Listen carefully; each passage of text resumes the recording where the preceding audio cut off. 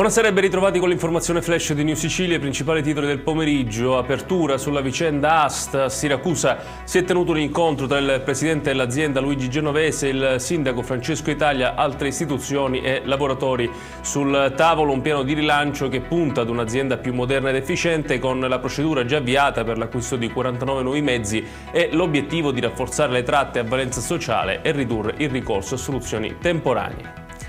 Sul fronte politico-istituzionale è ufficiale la nomina di Annalisa Tardino alla presidenza dell'autorità portuale della Sicilia occidentale.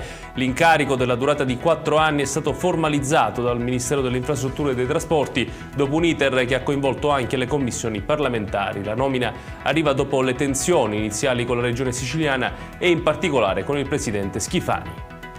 Verso Pasqua torna invece protagonista il Sicilia Express, il treno pensato per i fuorisede che collega il nord all'isola. La vendita dei biglietti scatta domani, sabato 28 marzo alle 11:30 e si preannuncia una corsa contro il tempo. Nelle scorse occasioni, infatti, i posti sono andati esauriti in pochi minuti. Il convoglio offrirà posti a sedere, cuccette, ristorazione e assistenza a bordo.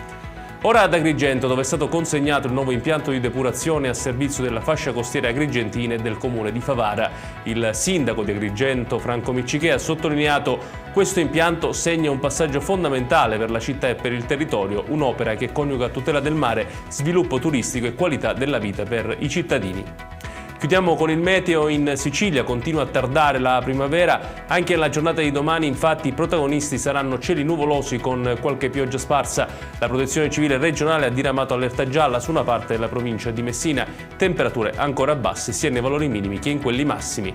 Ed è tutto per questa edizione. Tutti i dettagli su queste notizie li potete trovare come sempre sul nostro sito www.newsicilia.it.